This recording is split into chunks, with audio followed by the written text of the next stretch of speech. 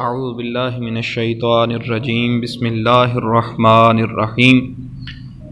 آج سے فارسی قاعدہ کی ابتدا کر رہے ہیں۔ سب سے پہلے فارسی قاعدہ میں جو چیزیں پڑھائی جاتی ہیں وہ ہیں اصطلاحات یعنی ٹرمز، کنڈیشنز، وہ الفاظ جن پر فارسی والے متفق ہیں اور اپنا مقصد ظاہر کرنے کے لیے ان کو بولتے ہیں۔ تو سب سے پہلی اصطلاح جو ہے وہ ہے صیغہ۔ صیغہ کسی بھی لفظ کو کہتے ہیں۔ صیغہ انگلش میں اسے ہم ورڈ کہتے ہیں۔ پھر ہے واحد یعنی سنگولر، ایک کو کہتے ہیں۔ اس کے بعد ہے جمع، پلورل یعنی ایک سے زیادہ جو ہیں ان کو جمع کہتے ہیں۔ اس کے بعد ہے غائب، جو سامنے موجود نہ ہو یعنی فرسٹ پرسن جو ہے ہی شی اٹ۔ اور اس کے بعد ہے حاضر یعنی سیکنڈ پرسن، جسے ہم مخاطب کہتے ہیں، جس سے خطاب کیا جا رہا ہوتا ہے۔ اس کے بعد ہے متکلم، جو بات کرنے والا ہوتا ہے۔ حاضر بات سننے والا بھی ہو سکتا ہے، اور متکلم کو انگلش میں تھرڈ پرسن کہتے ہیں، جیسے آئی وی۔ اس کے بعد ہے زمانہ یعنی وقت، ٹائم۔ اس کی 3 قسمیں ہیں: ماضی، حال، مستقبل۔ ماضی گزرا ہوا زمانہ ہوتا ہے، پاسٹ۔ حال یعنی پریزنٹ، موجودہ زمانہ۔ مستقبل یعنی فیوچر، آنے والا زمانہ۔ اس کے بعد ہے فعل۔ فعل کو انگلش میں ورب کہتے ہیں، اور فعل وہ کام ہوتا ہے جس سے زمانہ ظاہر ہو۔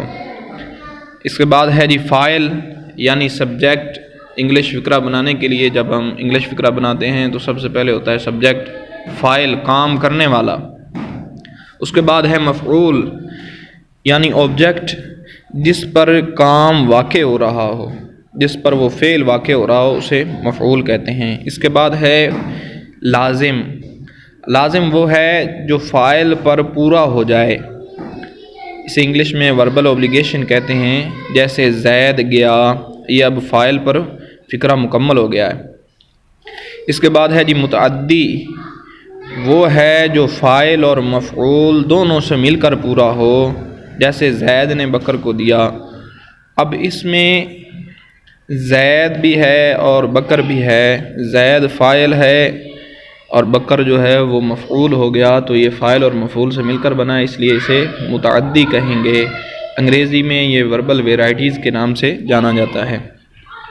اس کے بعد ہے معروف۔ معروف وہ ہے جس کا کرنے والا معلوم ہو، جیسا کہ زید نے پالا، تو اس میں پتہ ہے کہ زید نے کسی چیز کو پالا ہے، اسے وربل ناؤن بھی کہتے ہیں۔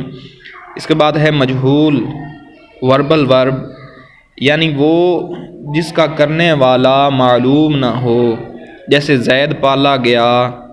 اب زید پالا تو گیا ہے لیکن یہ پتہ نہیں ہے کہ اسے کس نے پالا ہے، تو یہ مجہول ہو جائے گا۔ اس کے بعد ہے مثبت۔ مثبت وہ ہے جس میں کسی کام کا کرنا ہونا سمجھا جائے، جیسے میں نے کھایا، پازیٹیو ہے، میں نے کھایا، پتہ چل رہا ہے کہ میں نے کام کیا ہے۔ دوسرا ہے منفی یعنی نیگیٹو۔